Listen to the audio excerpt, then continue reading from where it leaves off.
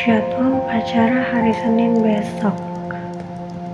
Kalau upacara, gue harus siapin topi nih.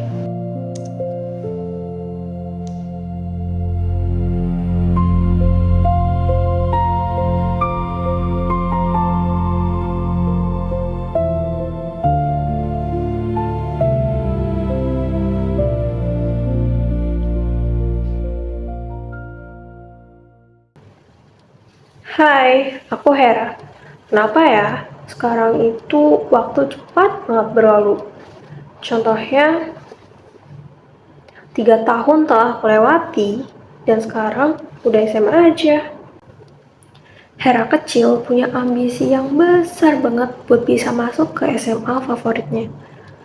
Sayangnya sekarang aku nggak bisa memenuhi ekspektasi dia. Jadi aku mau minta maaf buat kegagalan yang kita terima saat ini. Sedih, kecewa, tapi juga harus ikhlas. Semuanya campur aduk. Rasanya kayak ada yang salah, tapi entahlah. Mungkin hanya pikiranku saja. Banyak teman-teman yang bilang, kamu lagi overthinking aja. Ya, aku overthinking.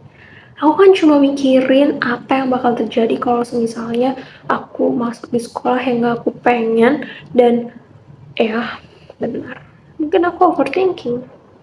Benar kata kalian kalau aku adalah orang yang pemikir. Atau justru akulah manusia di dunia yang paling sibuk memikirkan hal-hal yang belum pernah terjadi dan bahkan tak akan pernah terjadi di hidup aku.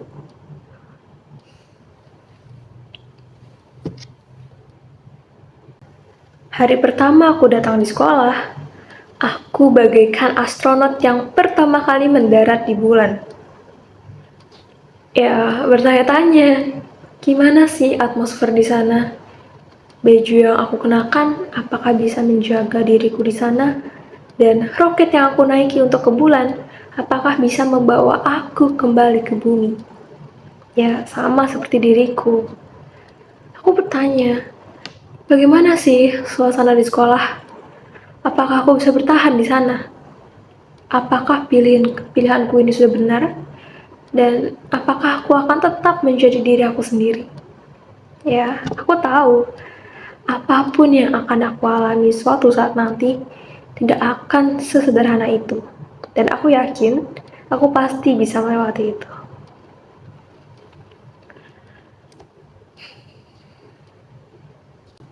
Di hari pertama, dan satu hal yang aku lakukan adalah inhale, exhale. Ya, aku terima, aku sekolah di sini. Aku ikhlas. Itu adalah cara aku untuk menenangkan diri aku sendiri dan melupakan kesedihanku sebelumnya.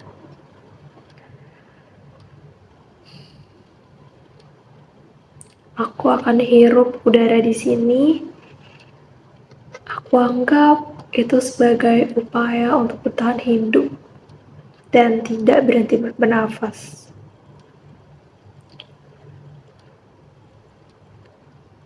Setelah aku tenang, aku berani untuk melihat sekeliling diriku. Ya, ramai seperti biasanya. Banyak yang saling berkenalan, atau bahkan mereka dari SMP yang sama.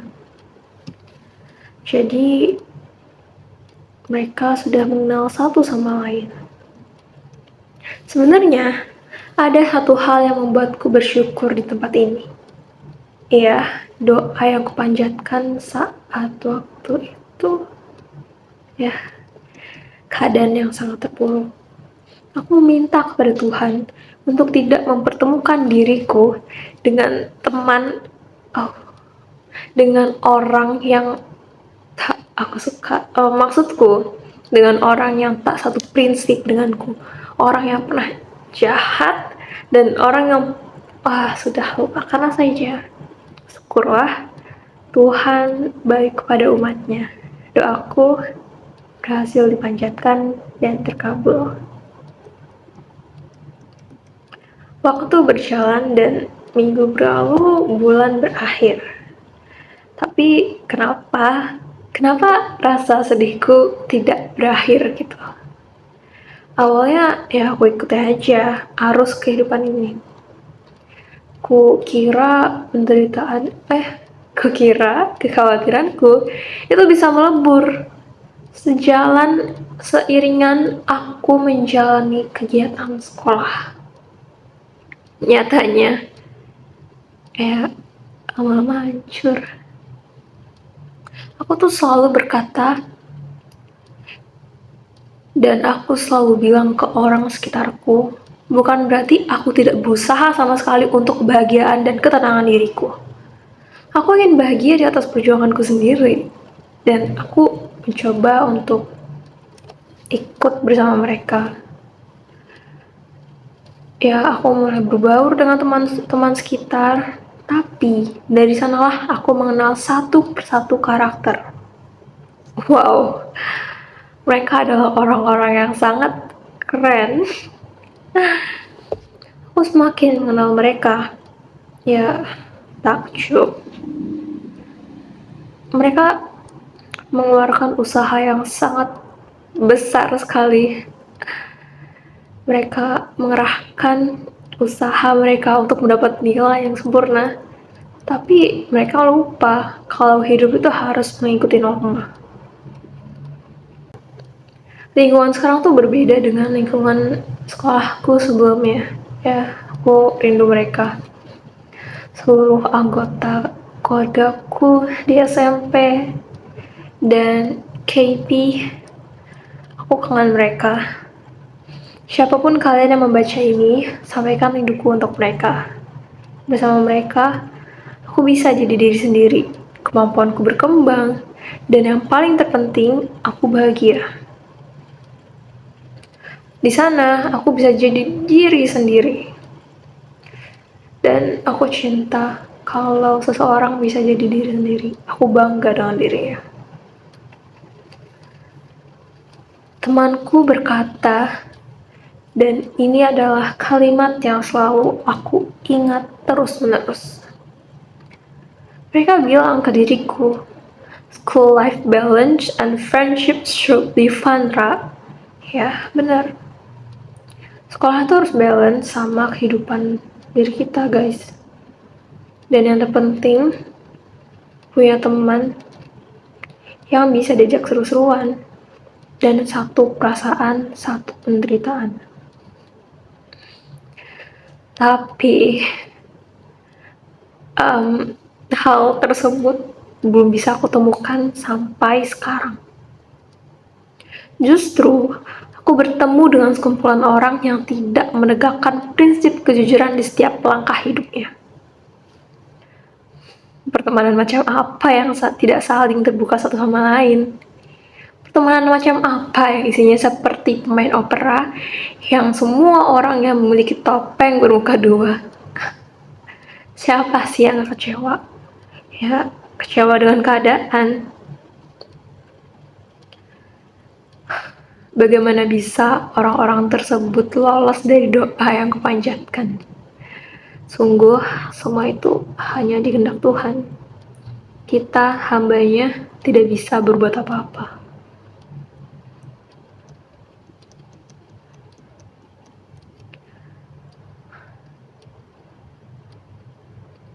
Di lingkungan baru, pastinya aku berusaha untuk mencari teman.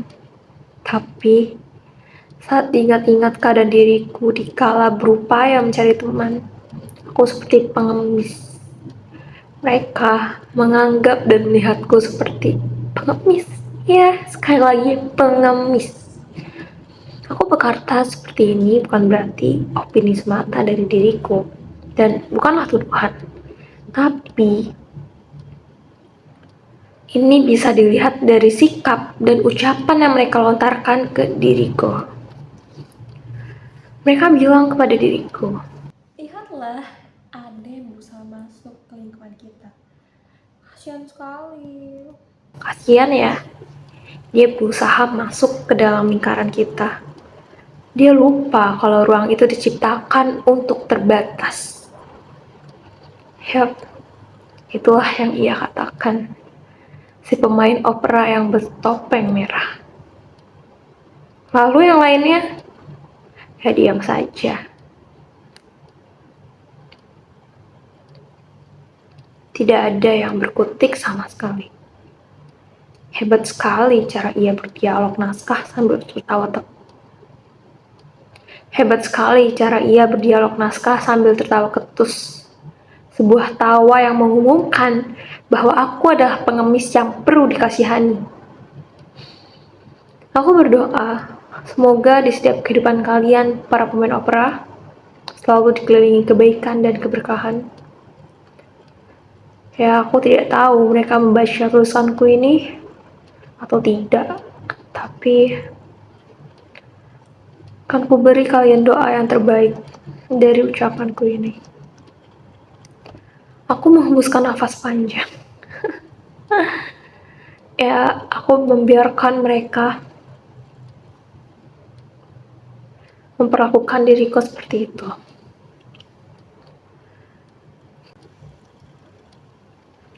Kakiku menjauh dari panggung para opera tersebut, membiarkan mereka melanjutkan pertunjukannya.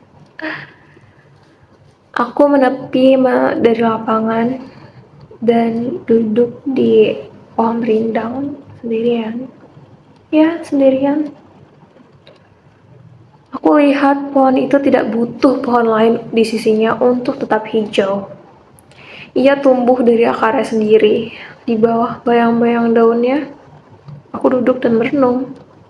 Ternyata, kesalahanku selama ini adalah membiarkan definisi kebahagiaanku ditentukan oleh seberapa lebar orang lain membuka pintu mereka untuk mengasihani diriku. Aku terlalu sibuk mengatuk, meminta sepotong penerimaan dari tangan-tangan yang sebenarnya kosong. Aku menjadi pengemis di tempat yang salah. Hanya akan membuatku terus-menerus mengadakan tangan tanpa penuh rasa kasih sayang dari seorang teman. Ucapan teman baikku di SMP terngiang-ngiang di kepala, membawa rasa hangat yang sempat membeku. Mungkin kalimat itu belum kutemukan di sini, di sekolah ini, atau bersama orang-orang yang sekarang ini. Namun, bukan berarti kalimat itu fiktif, kan? Jika lingkungan ini tidak bisa menyediakan panggung yang jujur, maka akulah yang harus berhenti menjadi penonton yang pasrah, penonton yang bisa ditindas sebebas mereka. Aku tidak akan lagi menjadi pengemis untuk masuk ke dalam lingkaran yang sempit. Aku akan menciptakan ruang sendiri, sebuah ruang yang mungkin akan sepi, tapi setidaknya di dalamnya tidak ada topeng sandiwara yang bisa menyakiti hati seseorang.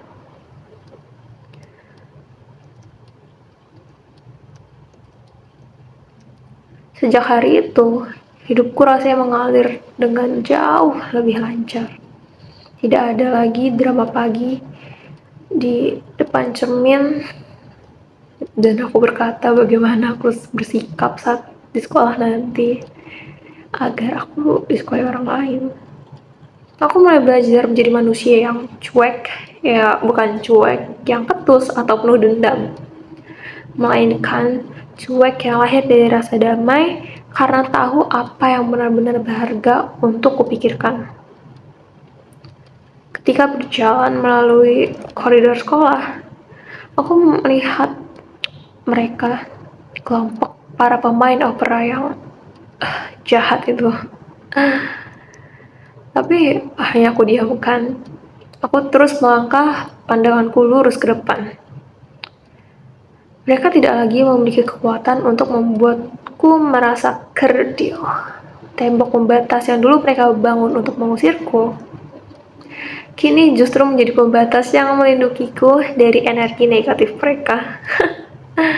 Aku tidak perlu lagi memaksakan masuk ke lingkungan yang busuk hanya agar aku terlihat tidak sendirian. Ya, itu masa laluku. Dan sekarang, waktu-waktu luang di sekolah terasa jauh lebih hidup. Aku menemukan bahwa bahagia itu sederhana. Aku juga mulai mengisi hari-hariku dengan hal yang kusukai. Ya, menulis, membaca, terkadang mendengarkan musik, atau sekedar menikmati sore setelah jam sekolah selesai. Semua urusan akademik dan energiku berjalan di jalur yang tepat karena tidak ada lagi beban emosional yang menguras pikiran. Setiap kali aku menatap ke atas langit, aku percaya bahwa langit itu sangat luas. Langit yang luas itu seolah menggambarkan diriku yang kini sudah lapang dan ikhlas. Tidaklah Tidak ada lagi sesak yang tertinggal, tidak ada lagi beban untuk menyenangkan pasangan mata yang tak pernah tulus menghargai diriku. Langkah kakiku terasa jauh lebih ringan tanpa beban kepalsuan. Aku berhasil membuktikan pada diriku sendiri bahwa kedamaian tidak ditemukan dengan cara memaksakan diri masuk ke dalam ruang yang sempit itu, melainkan dengan merelakan apa yang memang bukan tercipta untuk diriku. Kini, aku berjalan dengan ritmeku sendiri, menikmati setiap detik, setiap menit yang mengalir lancar tanpa drama yang menguras energi.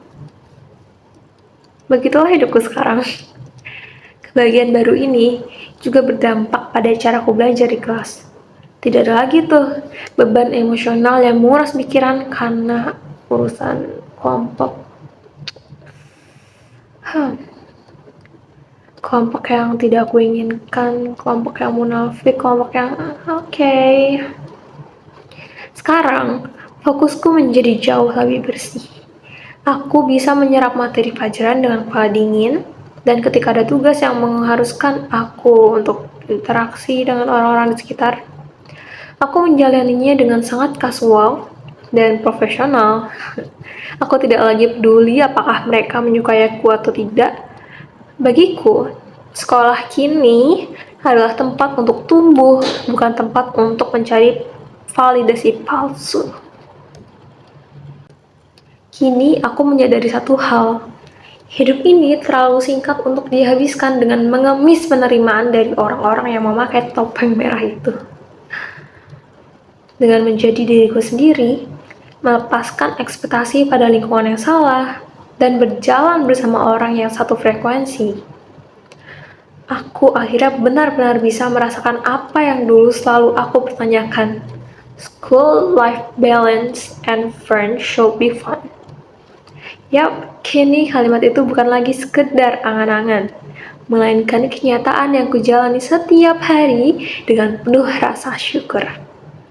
Waktu terus berjalan, minggu akan berlalu, dan bulan pasti akan berakhir. Penderitaan ini mungkin tidak langsung hilang, tetapi caraku memandangnya kini telah berubah. Aku tidak lagi berjalan mengikuti arus yang menghancurkanku. Kini, aku adalah Hera. Dan perlahan, di atas keruntuhan kekecewaan ini, aku akan belajar untuk berdiri tegak, bukan sebagai peminta-minta, melainkan sebagai pemilik penuh atas hidupku sendiri. Dari cerpen Hera ini menceritakan kehidupan Hera yang dirinya tidak siap untuk melangkah ke fase kehidupan selanjutnya, yaitu dari SMP ke SMA. Di sini menceritakan Hera yang sedih karena menerima kenyataan bahwa kehidupan SMA tidak seperti yang ia bayangkan, lingkungannya yang berbeda jauh dari pengalaman sebelumnya. Tapi dia berhasil keluar dari kesedihan tersebut dengan caranya sendiri. Bagi teman-teman yang mengalami hal serupa dengan Hera, aku harap kalian segera menemukan titik baik, segera menemukan pencerahan cahaya di kehidupan kalian.